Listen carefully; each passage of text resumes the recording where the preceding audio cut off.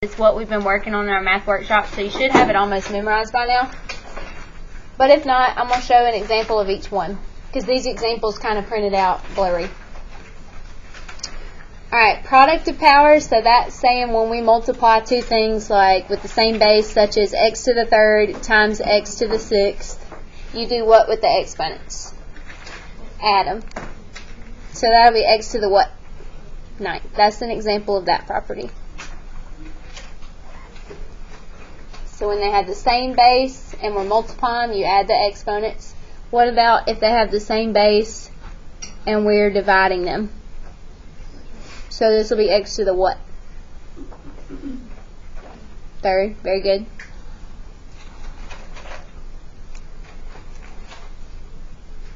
And we talked about negative exponents already, but if it's like 2 to the negative 2, how do I make it positive? Yes, so 1 over 2 squared. What if the negative exponent was on bottom? How do I make it positive? Put it on top. Good. Power of a power, that means if I'm raising something to a power, I do what with the exponents? So it'd be x to the... Good. So raise a power to a power, you multiply. This next one, power of a product, is just saying if I have like x squared, y, and I raise them both to the second power, I have to distribute this squared to each one. So this will be x to the and y. Good. Power of a quotient, same type of thing. If I have something like 2 over x raised to the fourth power, I have to raise 2 to the fourth power plus that x to the fourth power.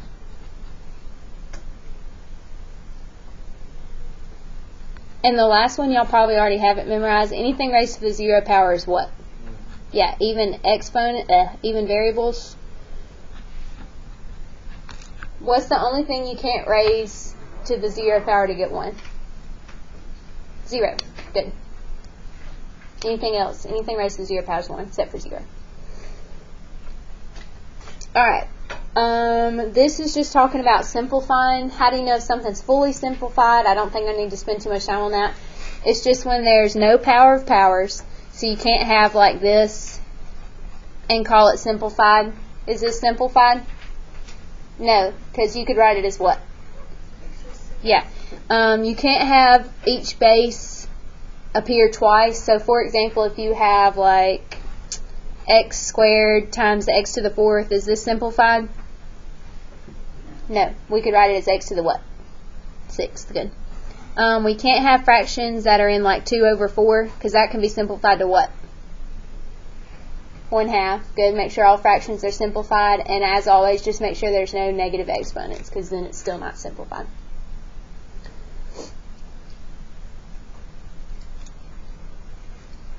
Questions about that? Alright, flip it over. We are not really getting into polynomials. We're just doing operations with polynomials today, but this whole unit is going to be about polynomials. So all we're doing today is going to determine what is a polynomial and what's not. So there's only 3 conditions, and these are if they are not polys, not polynomials. So if you see a letter multiplied with another letter, like x times y, it's not a polynomial. You cannot multiply variables together.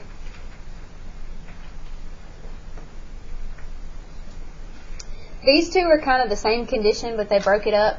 The only exponents you can have in a polynomial is 1 or greater. Now, what are the only numbers that are less than 1? Go ahead. Negatives or fractions, right? So basically, you can't have negative exponents or fraction exponents. Do you see a negative exponent or a fraction exponent in this right here? You sure? The square root's the same thing as what? X to the... Do y'all remember? Maybe y'all hadn't been taught this. When you take the square root of something, that's the same thing as raising it to the 1/2 power. Did y'all know that? No. Okay. If you didn't, here's why. What's the exponent on this x right here? Even though it's not there? 1. What's this root here? 2, because this is square root. So this is the same as x to the 1 over 2. Okay, how would I write cube root of x? This is the same thing as x raised to the what power? 1/3. Very good. Does everybody see that? Okay, so these are fractions for exponents. That's why we can't have square roots. So, no fraction exponents. This last one, see how they have negative exponents? That's why these are not polynomials. So no negative exponents. They either have to be 1 or greater. 1 or greater. So they give you 2 examples of ones that aren't polynomials, but I just want you to kind of explain to me why they're not. So 2a is not a polynomial. Tell me why.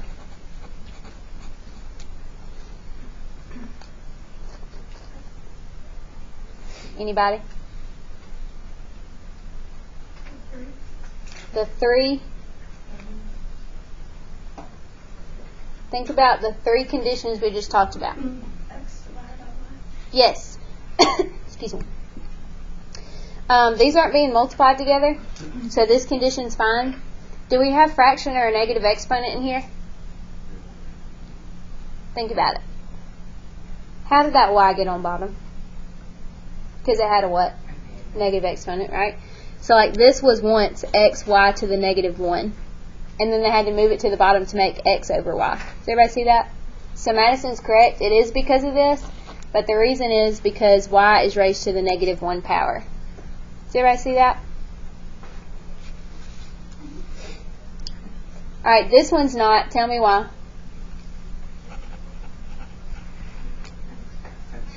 Good, because x is being multiplied by y.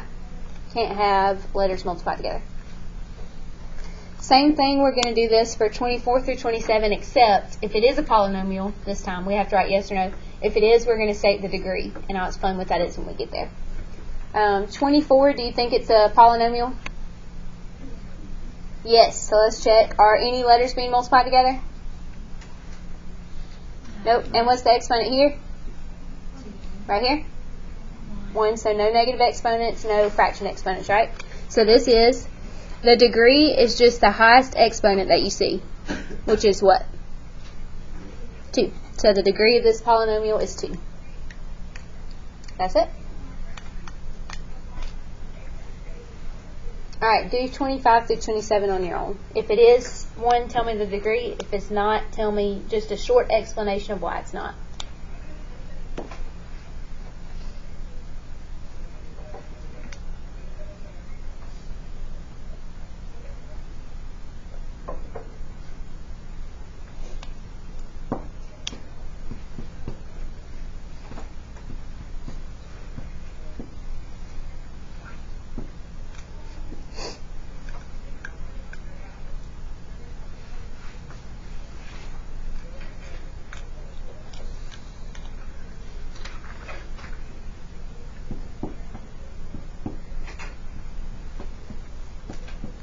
Alright, Amy, yes or no for 25?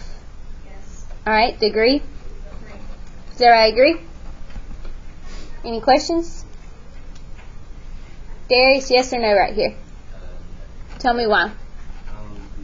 Because h used to be h negative. Yes. Somebody else tell me another reason. Good.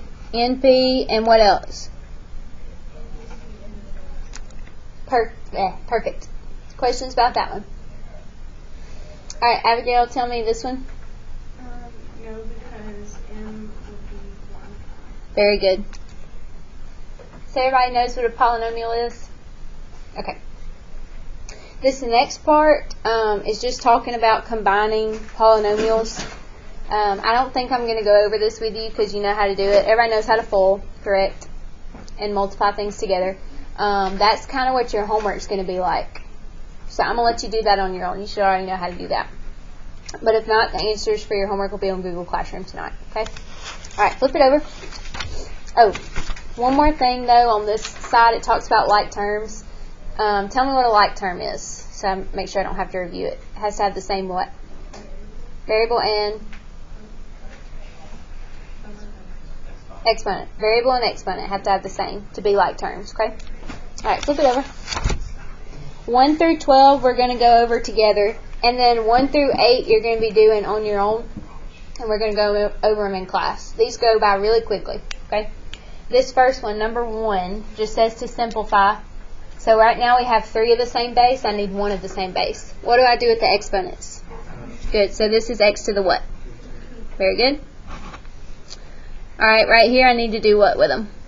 So it'll be a to the, good. Questions so far?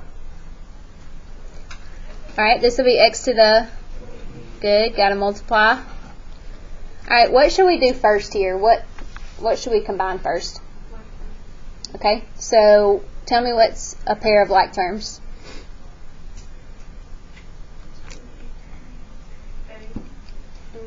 Think about what we need to write first. We always want to put the what first for our answer. Number, coefficient. So the coefficients here are what? 2 and 3, so 2 times 3 is? Good. The next thing we need to write is our a's, right, in alphabetical order. What are we going to do with those exponents? Add them. So what is negative 2 plus 3? Just a. What about b? Does it have any friends? What about c? Does it have any friends? Okay, but where do we need to put this at? Why? So on bottom it would be c. Very good. Questions? Moving on. Alright, what should we do first here? Good, so this will be q to the what? And r to the, good, what needs to go on bottom? So it'll be r over q to the positive 5 now. Very good. Y'all stop me if you have a question. I know I'm going back kind of fast. Okay. Next one. What do we need to multiply together first? So this would be a to the, b to the, good. We need to move anything? Why don't we have to move that negative 8 to the bottom? Because it doesn't have a negative exponent. Good. I'll tell you what, we'll do just 3 more of these together. Which 3 do you want to do out of 7 through 12? 12, 8, and 11. Okay. So we'll start with 8. Alright, remember what I told you first, we look inside the parentheses. Can we do anything inside it this time? Okay, so we start with cube and everything. What's negative 2 cubed? Not positive 8? Tell me why. Good, 3 negatives make a negative. So anytime I raise a negative number to an even power, it's going to be what?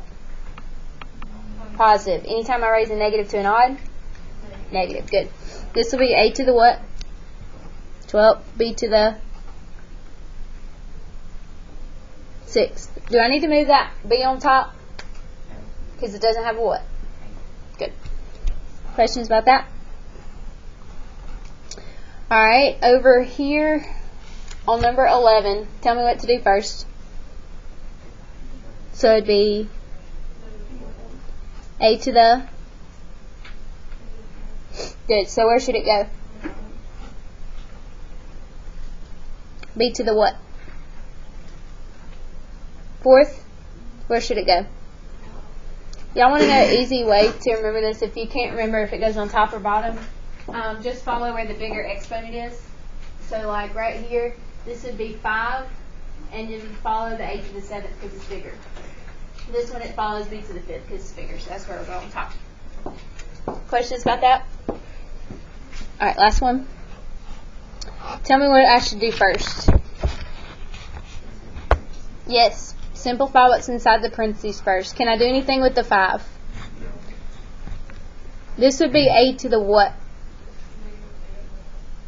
Everybody agree? So where should it go?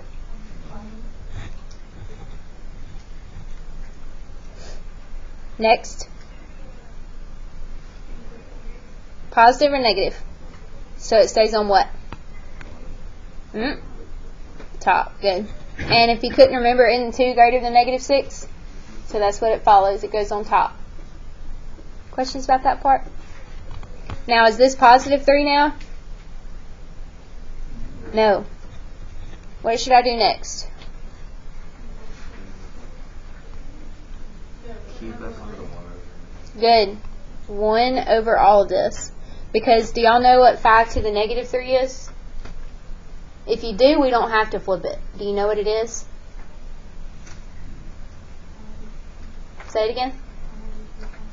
1 over 125. Very good. Does everybody see why? No? Because when we move this to the bottom, 5b to the 8th, a to the 8th cubed. Think about flipping fractions, okay? I'm going to write this up here. Don't write this down. If I had 1 over, this is 5, right? 1 over 5a. I'm just going to put an a on the bottom, not the 8. To multiply, or to divide fractions, you have to keep, flip, change, right? So this is a over 5. So basically it did what from here to here? Just flip-flopped them upside down. Does everybody see that? Okay. So instead of putting this 1 on top and putting this on the bottom, what could we do here?